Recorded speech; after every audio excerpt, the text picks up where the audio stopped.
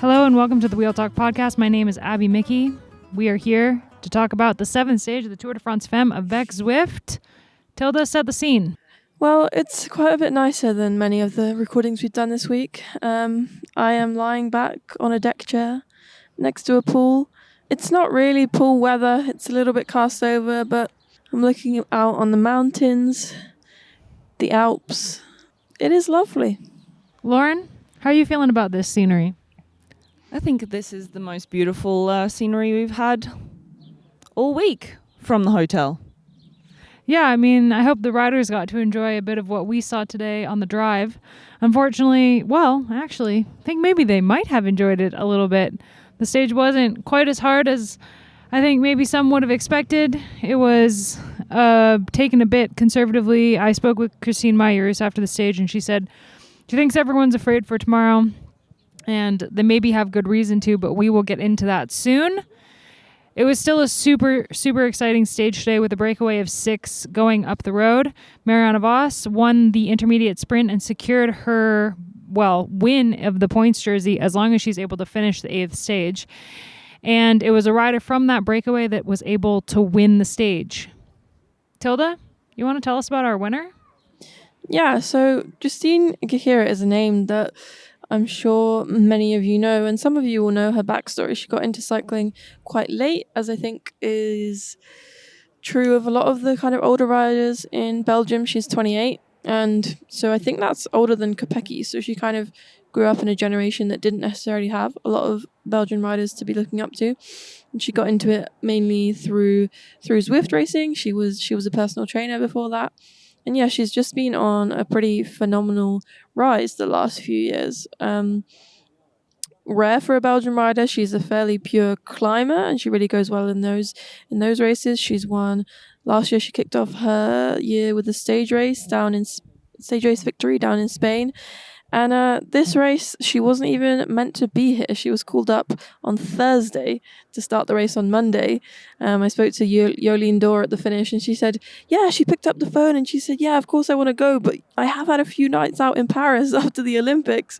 But Jolien said, that's good. That means she had a fresh mind, fresh legs.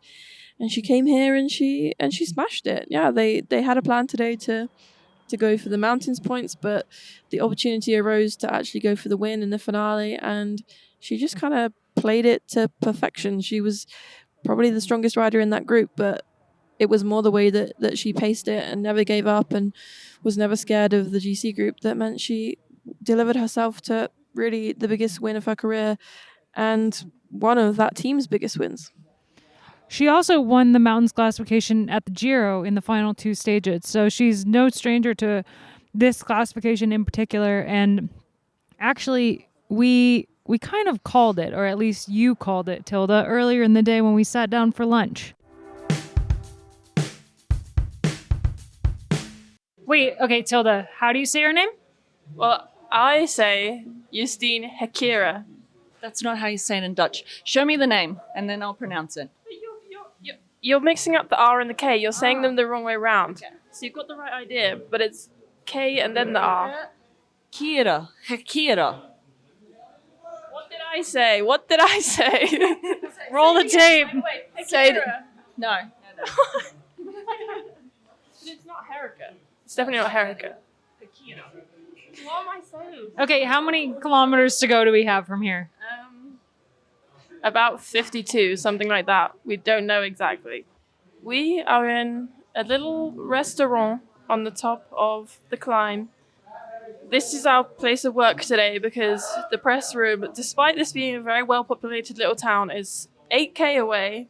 So we are up here having some food, keeping up with the race. I'm looking at a live race tracker. It's offline, so I'm not fully up to date, but there's somewhere around 50k to go. We've got a group up the road of 6 riders. They're 5:20 up the road on the Col de la Coursière, I think it is. And we're just debating whether we think they might stay away. I think we should point out here that when we entered the restaurant about 40 minutes ago, I don't know now, it's taken a while. We just put in our order. that the break only had about 3 minutes. So it looks like the time's gone out, and it feels like, correct me if I'm wrong, they're putting in a bit more time on the climb. Yeah. Obviously, Justine, I'm just going to first name her actually. Justine is super motivated to go for the polka dots, but also they could not only win the stage, but either her or Voss, depending, could go into the lead today. So there's a big lot of motivation in that group, and they will definitely, or AG Insurance, which have 2 members of the team in this break, will definitely want to get at least the points on this climb they're on now, and if not, the next one. And I mean, it's a strong group here. Like Tilda mentioned, we've got polka-dot Jersey in the group. We've got Mariana Voss, who's been racing really well. I mean, she got over that stage yesterday and got second in the bunch kick. Sarah Martin, who's had some really good performances. Sarah Roy, who will do a really good job. But, of course, I think the finishing climb she will tail off. And Ruth Edwards, who's had a phenomenal season. Really curious to see what she does on the stage. We actually drove up the mountain to get here, and we all agreed, and even some people outside that we were chatting with think that this climb isn't that hard. Yeah, I really think that this is going to be funny because obviously we're going to correct ourselves in like 2 hours, but I really think that this could come down to like what I like to call a gangly sprint, like a sprint of the gangly riders, the climbers. I think it's really possible that we could see a sprint from a small group, or if we don't see this break going away. Hold on, we have a corrections corner. Justine Hikire. Oh, Justine Hikire. That sounds like what Tilda was saying, but I don't want to get in the middle of this. So, if it does come down to the break that wins this stage, which, yeah, it's hard to say at this point. Who do you guys see winning this? It's hard to look past Justine because she's the top climber, but I think if Ruth is on a Ruth day, Ruth is going to be better in the finish because I think the finish is really suited to her. Yeah, I think I would say Justine, but also with the points coming into play, you know, if the group kind of agree that she can get the points on the first part of the climb and then the others fight it out for the win, then I don't know. But she is clearly in the strongest position. She is the strongest climber on paper, but it just depends whether, you know, if Ruth Edwards gets the jump at the right moment, or even Sarah Martin. She's a rider that we think of as mainly a domestique at Movistar, but she's like their best climbing bit domestique, so she could also really be up there. So I think it will be a real battle to the top, but the rider who you would really guess to go for the win and who has experience winning at this level is definitely Gakira. Well, we'll be back. I mean, maybe before the race ends, maybe after. We're just going to sit here, twiddle our thumbs, and wait for our lunch. Yeah, I guess Tilda and I were pretty spot on with who was going to take the victory today. Once the gap had gone out to 5 minutes, it was looking really, really good for this group, and in particular Justine, because we know she's a fantastic climber. We drove up that finishing climb, and it was really, really fast. And as you hear from Niamh Fisher-Black, she spoke a little bit about today and was saying how it was easy to sort of sit in the wheels and draft. We're going to get into that a little bit later in terms of, you know, the tactics today and what riders were thinking and feeling and what it meant for the GC today. But simply put, it just wasn't hard enough. And I think on paper, myself, I can say I definitely, maybe not underestimated the stage. I overestimated it this time. Yeah, that final climb was just not super hard. The 2 category 2s back to back, they were hard enough, but when the group came into the final climb, it was still quite a large group that was on the final category 2, even after the descent. So going into the finish, you know, before kind of attacks of the GC riders started to go, that group was huge. So Justine having as big a gap as she had with such a gradual climb going towards the finish, she really had from about 5 kilometers to go, it was pretty clear that she was going to take this stage. And it was a huge gap that they had, and there was a lot of humming and hawing about who should be in charge of keeping that gap in check. But for the team and for Justine, it was a massive accomplishment. And we actually, Loren had a chance to chat with their director, Finn, at the finish line. Okay, if you were listening earlier in the week, I was having a chat with Finn, who is actually a new DS to AG Insurance-Soudal. And I mean, Finn, tell me how you're feeling. You're wearing the polka-dot jersey, and Justine has just taken a stage victory on stage 7, one of the hardest stages of the Tour de France avec Swift. Yeah, I mean, actually, I'm speechless. Like, I'm really emotional. This was, yeah, for sure we had the plan, and everybody was just 200% committed to the plan. And then, yeah, we had the perfect break with Julie there, who did, yeah, like, who was riding for 3, actually. So it was really good. And then Justine, yeah, we know when she goes for the QM jersey, she can do always, like, yeah, more than she's capable of. But yeah, we were not expecting to win the stage. Like, for sure, the goal was to have the polka-dot jersey also tomorrow. But yeah, like I said, I don't have much words for this. It's like, yeah, unbelievable. Actually, I can't believe it. Like, I had the last 3K just, yeah, all the time goosebumps in the car. It was like, yeah, it's incredible. Like, for us as a team, also for her as a rider. You know, all week we had a really good atmosphere in the team. It's really nice. Always like in the bus, it's we laugh. We had a good music on. Everybody is like positive, and yeah, for sure I know that helps also. And everybody, like I said in the morning, everybody was 200% committed.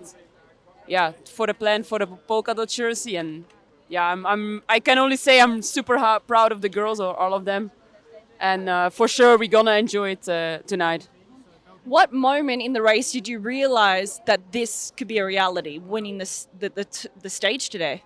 Yeah, actually, it was like 5 minutes, and it stayed like long time for 5 minutes. And then once we came to the bottom of the climb, it was like, so yeah, like when we were on the bottom of the penultimate climb, I know, yeah, maybe she can make it. And then when I saw in the bunch, like in the GC group, they were not really going hard. I know, okay, we have a chance.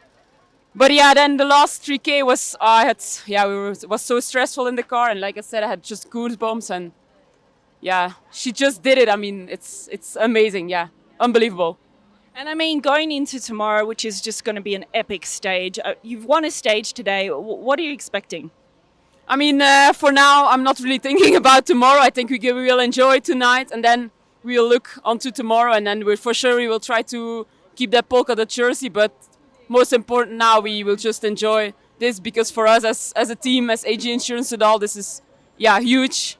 So it's a stage win in the biggest race of the year. So yeah, we have to enjoy this tonight. Congratulations. In terms of the group behind Justine, we had a little bit of an interesting situation from the beginning of the stage. So this group went up the road, and Canyon SRAM didn't really want to put in the effort to chase.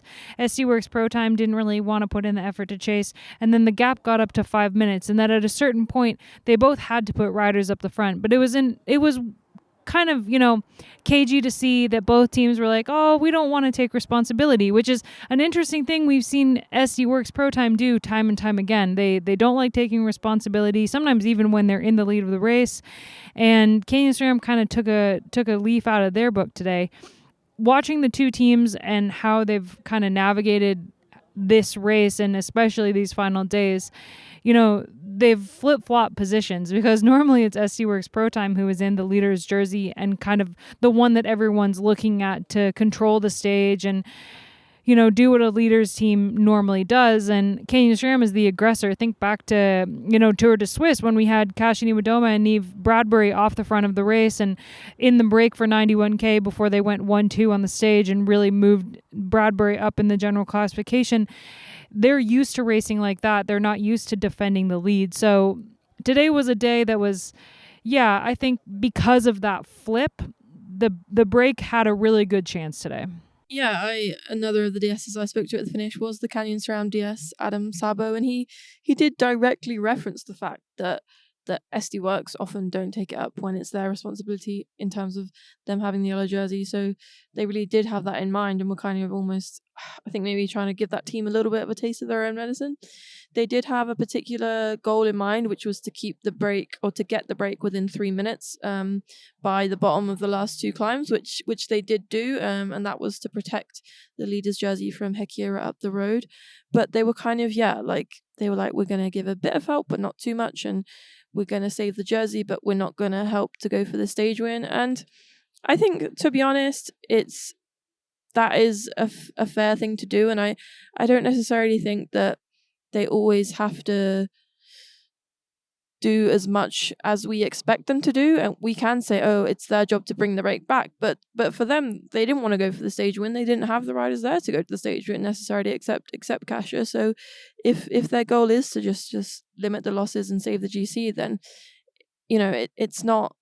that's not necessarily something to criticize them for, just because SD Worx might have wanted to go to win. It's a similar conversation we had yesterday when FDJ Suez were chasing because they wanted the win and no one else did. Like, I don't think we can't always expect them to go 100% all in for the victory, when actually they are here to defend yellow, and that is the primary goal, probably, over stage wins.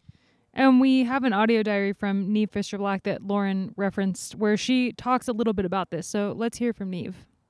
Hey, Niamh here, coming to you from post-stage 7 Tour de France fan. Losing count of it. It's been a tough few days, I have to say. Longer than the breakaway yesterday, I think I paid for today because, not so bad legs, but I was just really sleepy, like tired. And also it doesn't help that it was a long day. Not too much happening. 175k I think we did in the end. And a breakaway went away, got almost 5 minutes, I think, because teams were reluctant to take responsibility a bit. We didn't, it was Canyon's responsibility in the end. They had the other jersey. They put 2 in the chase, I think, and we helped a little bit. And then it came down to the final climb for the GC fight anyway. The breakaway stayed away. And I just don't think it was hard enough today.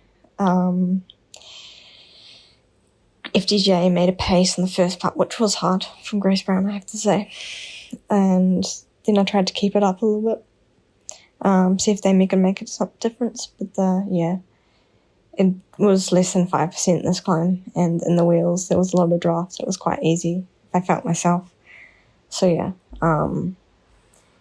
no difference to Kasia. But it leaves a good game to play tomorrow. And I think, no negatives, just positives into tomorrow. It's going to be a very hard day on top of what we've done so far. It's just crazy. And the weather's also going to play a bit of a part. Also, this week hasn't been so easy. Damien and I going down hard on this crash midway through, so we're suffering with that a little bit. Some injuries, bruised bodies a little bit, but that's racing. And that's stage racing for you. And also a little bit of stick from the media, which is not so nice actually, but it's also part of what I have to do, just avoid that. And we're a strong team going into tomorrow, I think, and we'll put up a fight. I think our goal is still hot on our minds, so we'll go for that. And I think it's going to be exciting, no doubt, to watch anyway. And not such a nice hotel tonight. No air conditioning, and there's a train line right outside my window. But we're in the depths of the French Alps now, so that's what you get. And I think I speak to you again tomorrow. Hopefully I have the energy to speak to you, and some positive news, maybe. It'll be positive anyway. Whatever happens, happens. It's been a cool, tough, challenging week, and there's one day to go. So speak to you then. We finally got to see some action from that main peloton of riders once we got to kind of the final 3-4 kilometers of the stage. There was an attack from Demi Vollering that didn't really have much legs. She didn't get any distance, and it came back together. And, we had Lucinda Brand on the front, which I think the fact that she was even in that group at that point, she's climbing phenomenally well at the moment, but the fact that she was even there is just testament to how gradual the climb actually was. She was on the front pushing the pace, and Gaia Riolini was up there pushing the pace. And it wasn't until the very end when Kasia Niewiadoma put in a brutal attack that really separated her from the rest of her rivals, except Vollering. She couldn't drop Vollering, and she put in a huge effort to try to get a little bit more distance and just couldn't do it. And in the end, Vollering came around Kasia and was able to take 4 seconds, which Kasia and her DS both said, 4 seconds, I'm not worried about it. It's not going to make a difference. The stage on Sunday is so hard that 4 seconds is going to be nothing at the end of that stage. But it definitely looked, like Kasia maybe forgot that she didn't really have to take any more time on Demi, or she was feeling really good. There were, some reports earlier in the stage that Misha Bredewold was having to kind of give Demi some pep talks, some pats on the back. Misha said after the race that she really likes to check in with Demi mid-stage and chat with her and just see how she's doing. They're good friends. They've been racing together for quite some time at this point, but the moment where Demi came around Kasia and was able to get, that boost of confidence from beating her to the line, I think that could make a bit of a difference tomorrow going into the stage. It was just kind of a head scratcher. Yeah, I think a lot of people definitely were scratching their head, and I had a little look on our Escape Discord, and it was interesting to read the comments there. But I do wonder sometimes with this, like they both know. So we're just talking about 2 riders right now, but we do definitely need to talk about FDJ Suez after this little chat. They're definitely the 2 riders who are the talk going into tomorrow's stage. And I do wonder if there's just a little bit of poker going on there. That's one point, to sort of just, I don't know, play with your contender. Like you said, Kasia would have been really aware, and actually the directors in the car would have seen what was going on between Misha and Demi. And I mean, no one really knows how Demi is feeling right now going ahead towards tomorrow's stage. And actually, Niamh Fisher-Black did say in her little voice note that she is feeling that crash, or they are feeling that crash. And I don't know if she's speaking for Demi as well. Demi, for me today, I mean, again, that climb didn't look so hard, but she looked quite good. She was on it. She was testing her legs, I think. Just, she wasn't actually, I don't think she expected to get a gap on Kasia today.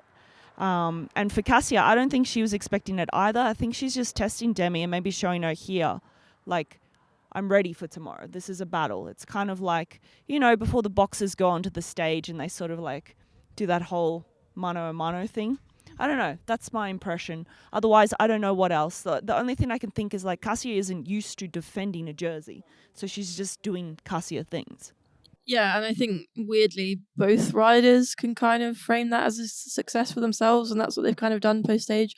Demi was saying, well, if she's insecure enough that she has to attack, then that's a good thing for me.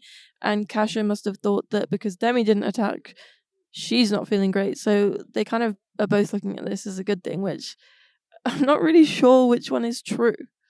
Yeah, shots fired from Demi after the stage calling Kasia insecure. That is quite the thing to say about your competitor. However, Loren's right. This race, we're looking at 2 riders right now because they're the 2 riders that have kind of shown themselves so far. But the race is so far from just being these 2 riders who could take the win, but also the podium. The podium is still really up for grabs. In the top 10, you have 10 riders all within a minute and a half of each other. Puck Pieterse, we've talked about, she's having an incredible race. She's still in second overall. She moved into the youth classification today after Shirin Van Anrooy lost some time. So she's still riding so well, and she's never done a stage race before. She's definitely never done anything like Sunday's stage before. None of the riders have, and we will definitely be talking about how hard this stage actually is. We're not really sure how she's going to perform on the day, but she's still up in the GC right now after 7 days of racing.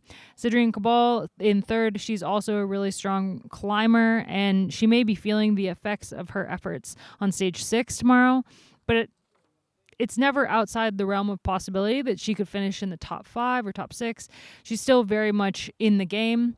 I think Juliette Labousse and Evita Music in the top 10 are probably two of the most exciting riders for me looking at this stage tomorrow. They're both French riders, so they'll be riding with the weight of France on their shoulders. Not ideal when you have almost 4,000 meters of elevation gain, but they're riders who are incredibly good climbers, and Evita especially has been targeting this stage and this race for months with no other races on her radar.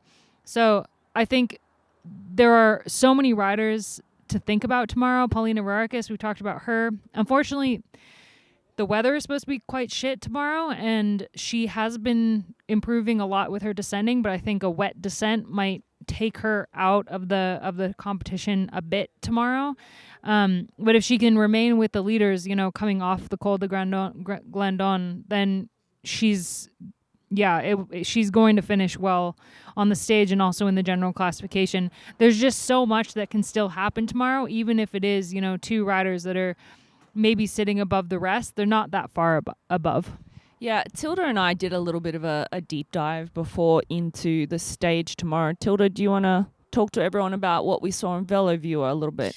Yeah, so I mean, you will have known from looking at this stage on paper that it is horribly hard. It's almost 4,000 meters of elevation, which is actually only a little bit more than the blockhouse stage in the Giro, which was 3,800. So it's not kind of enormously more climby than stages we've already done this year. But yeah, we have a category 2 climb thrown in after about 20k. So just to get the legs going before some really, really big climbs, and then it just kicks into the Col de Glandon, which is a horribly, horribly hard climb. And actually, from our little investigation, we found that this is a race that hasn't been in the men's Tour de France since 2015, and they actually did it the other way round. On the last 2 occasions it was in the Tour, in fact, they did it the other way around. And the way around that they're doing it this year is actually, to our mind, a lot harder. It goes straight up, it's a lot steeper, the average gradient is much harder. And then as you get to the top, it's just pretty grim. You're kind of looking at over 10% for most of the last 3k. So after an already hard amount of climbing to get there, you have the hardest part at the top. And then we have the descent, which is what the riders climbed up in the men's race. They're descending, it's one of those kind of step down descents, and it starts off pretty gentle and you have a little kick up, but then there are some really steep bits down the bottom. And we had a look on Google Earth. It's really open, not super technical, but it's going to be fast, and especially in the rain it could be pretty grim. And then there's not a load of recovery time before we hit Alpe d'Huez, which is kind of a climb that, as cycling fans, we all know. Maybe we're not as familiar with it in women's races. It hasn't been included in a women's race for a long time, and certainly not one that was on television. But yeah, it's a brutal climb. Those corners are especially hard. The gradients can be slightly deceptive with the hairpins, because the road really does ramp up on the kind of inside half of a hairpin, but on the outside it's not as extreme as that may say. But yeah, this is going to be hugely difficult. I would say, to a real climber, and in real climbing terms, Alpe d'Huez is not necessarily as hard as the ascent of Glandon that they're going to do, but it is the focal point of the race, and it is where we will see a lot of attacks coming, obviously. And yeah, having that previous climb in legs will just make this even more impossibly difficult. I think that's key here. And if we look at last year, the Tourmalet, it was only 90 kilometers that stage and 2,611 meters climbing.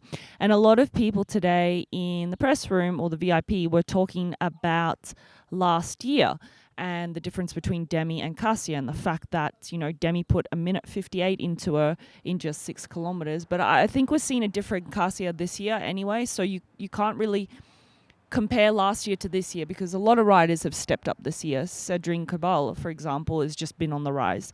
So definitely this stage is something to be reckoned with. And what we saw in the Giro was a completely different race to what we're going to see here. They raced quite conservatively up that first climb in the Giro before they hit Blockhouse. Or was it Blockhouse first? Yeah. And then that was where Niamh Bradbury took that fantastic win. So tomorrow, I'm thinking that the descent is going to play a really big part in this race. We're sitting outside now and the temperature's dropping. There's a lot of cloud. I just spoke to a friend who has actually got his camper van on Alpe d'Huez, and the weather's turning really bad. It's going to rain tomorrow. It's going to be wet. It's going to be slippery. I think if I'm Cassia Nieuwedoma, I'm going to be looking for some opportunities on that descent of the Col de Glandon to maybe put some distance between myself and Demi.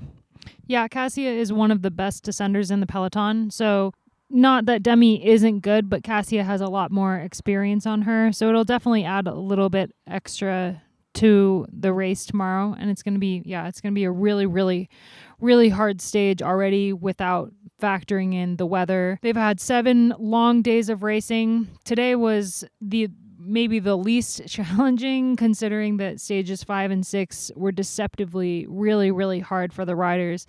And so it's been a long week, and it's all going to come to a head tomorrow. One of the teams that is going to be really excited about tomorrow, and a team that probably took on too much responsibility today on today's stage, is FDJ Suez. We know they're a French team. It's, the Tour de France. They want to have an incredible showing.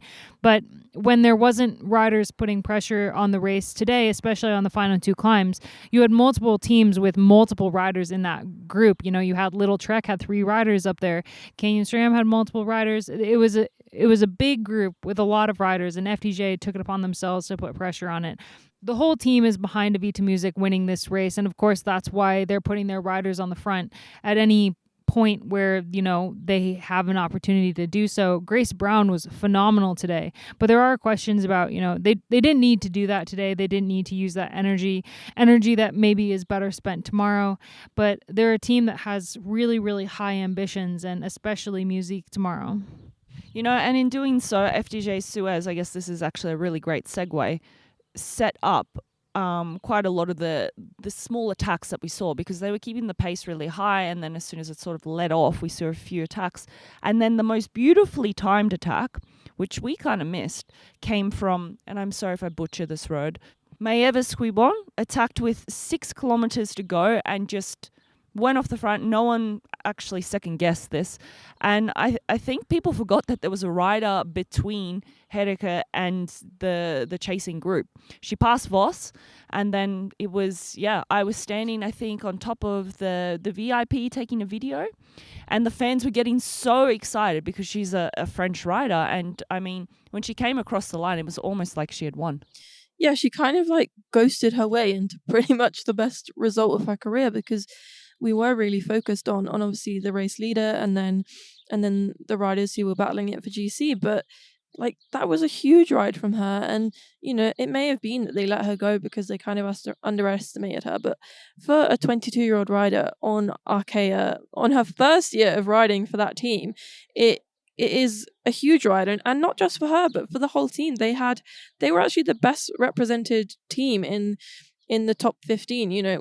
Little Trek had a lot of riders in that GC group, but Lucinda Brand faded away. But both of the Arkea riders, so Lotte Claes and Valentina Cavallard, who we know is an incredible rider, finished in the top 15 in the back of that main GC group. It was just kind of astonishing, and it is a shame that we didn't look at and talk about that more. But when there's so much going on, you don't always notice every single story. But I think it's like we've been talking about all week, that the strongest teams in this race are not necessarily the ones that we think. We've had AG Insurance, Phoenix de Koenig, Arkea, riders from Lotto Destiny. It's not just the big hitters here, and every rider and every team are really stepping up to the level. And tomorrow is obviously going to be a huge day for Arkea, as it will for all of the French teams. And I do think they could have a fairly good result. Valentina Cavallard would probably be my pick. She finished second on top of the Col d'Aubisque earlier this year, so she knows the big climbs. And it's really heartening to see riders from every team and all over the peloton really doing well on days like this. Yeah, in the in the conversation of kind of forgotten riders that have been having a great performance this tour, just want to shout out Talita de Jong, who's sitting, she got 6th today, but she's been riding so well all week long. She's in 5th overall right now, 1 minute 9 down, and we don't know how far she's going to drop tomorrow. She's a great climber, but probably not going to be on the level of the climbers that are going to be taking on tomorrow and making waves tomorrow. But she's quietly ridden herself into 5th in the overall at this race, and she's been having an amazing season all year. So really cool to see her, stepping it up again at this race. So tomorrow is not the first time that the women have raced up Alpe d'Huez. Actually, there was a historic battle up Alpe d'Huez in 1992 between Van Moorsel and Longo, Jeannie Longo, and Jose is going to tell us all about it.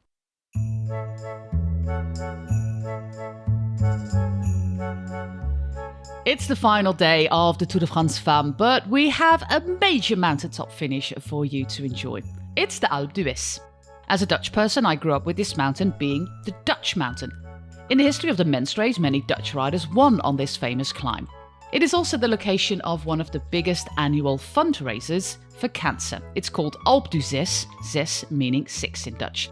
Some people even climb the mountain 6 times that day to raise money. It's a hugely emotional day because people who have cancer, people who survived cancer, and people who lost someone come together to create awareness and raise money. Because more research means more treatments. And the goal is to ultimately cure cancer. And as someone who had breast cancer 15 years ago, it's extra emotional to see people ride, walk, or run up the mountain surrounded by thousands of passionate supporters. There will be many Dutch supporters out there today as well. I can guarantee you that. It's the first time the climb features in the Tour de France Femmes new style. But back in 1992, it was already part of one of its predecessors. It was the time when Leontine van Moorsel and Jeannie Longo went head-to-head in the major races. The first cycling race around France for women was in 1955, and it was won by Millie Robinson from the Isle of Man. In the 1980s, there was a cycling tour around France organised by the ASO. In 1998, however, it was deemed economically unprofitable and therefore cancelled. As Van Moorsel reflected in June of this year, quote, "In those years, women's cycling was just an afterthought. There was maybe a snippet in a newspaper, but there was no coverage," end quote. That last edition in 1989 was Van Moorsel's first Tour de France. She was 19, quote, "I finished 31st. Jeannie Longo was there and I wanted to be like her. And of course I was gutted when the tour got cancelled the very next year. Back in 1989, it felt like the women were just a warm-up act before the men came onto the stage, which was far from ideal. After that, we got the attention we deserved. A real tour for women," end quote. She refers to the 1992 Tour Cycliste Féminin. There was also another women's stage race in France in those years called Tour de la CEE Féminin to make matters more confusing.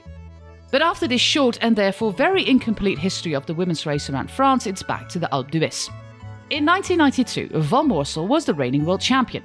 Jeannie Longo, 11 years her senior, was the French favourite. Both women had already been very successful. The Alpe d'Huez was the final stage that year, just like this year. And Van Moorsel had 9 seconds in the general classification on Longo.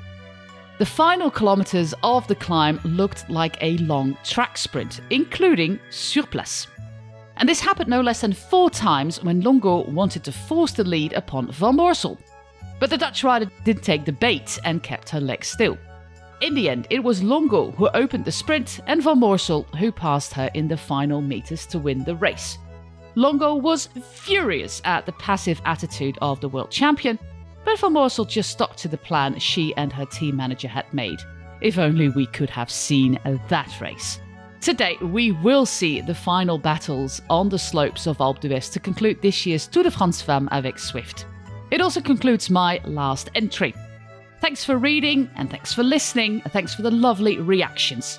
You can support these articles and our podcast by becoming an Escape Collective member. And then, hopefully, I will be back with 28 new stories in 2025. Merci et à bientôt.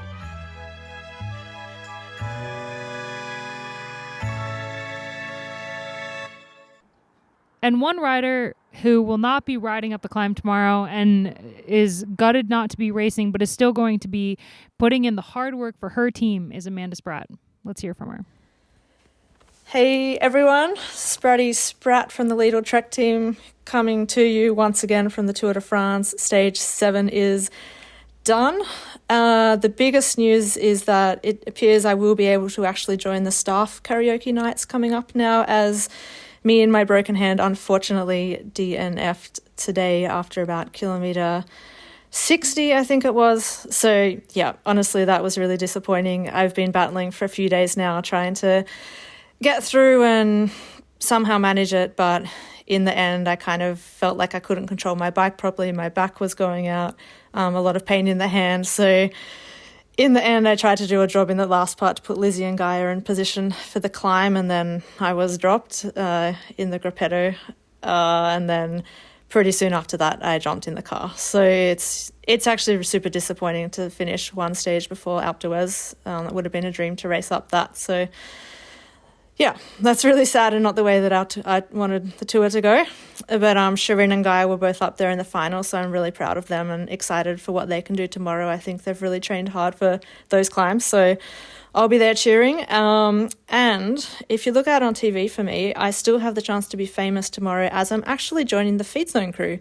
So I will be at kilometre 112 feeding with my broken hand, but I've been told that my good hand is the one that gives bottles. I'll probably get some training in the morning, first time feed zone duties. So, yep, never too old to try anything. And it's going to be, an initiation day tomorrow, but I'm ready for it. And I will actually also get to drive up the Alpe d'Huez. I still get to experience the atmosphere without the pain in the legs. So, I'm not sure. It actually might have been a good idea to stop today. So, there are some plus points, and I'm a positive person. So, that's the way we're going to roll. Ciao, ciao. All right, well, we cannot wait for tomorrow. It's going to be such an amazing stage. The Alpe d'Huez, everybody. Woo! Can't wait. We'll be back tomorrow to talk about the stage, our very last Tour Femmes Daily podcast of the year. A little bittersweet. But before we end this episode, Noemi Rüegg had a pretty disappointing moment today, and she told her director all about it. So yesterday in stage 6, I suffered a bit, and the day after the crash I just trying to make it through the day, and I was in a smaller group over a climb, and then Daniel was in the back, and he said, Noemi, if you need anything from the car, I'm behind you. So I was like, okay, good, I come for a bottle. Actually, because you came past. Yes, correct. Tell the story correct. He came past with the car, so I held my hand out, waited for this sticky bottle. He gave me this bottle, but immediately let go of it. He didn't give me a sticky bottle, and I was so looking forward to just rest my legs for 2 or 3 seconds, but then I had to pedal and even accelerate to keep up with the car. And then another bottle, I was like, please, sticky bottle. No, again he just let go of it, and then I was like, no. So this was a bit the downside of yesterday's stage. It was the downside of the whole tour.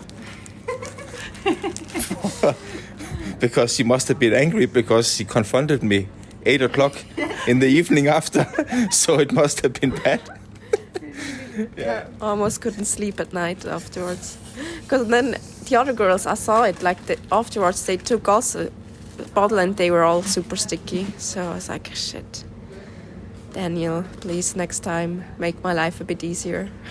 Yeah, that's the downside of yesterday's stage. But otherwise it was a good day. And then today I was with Kristen trying to make it through the climbs.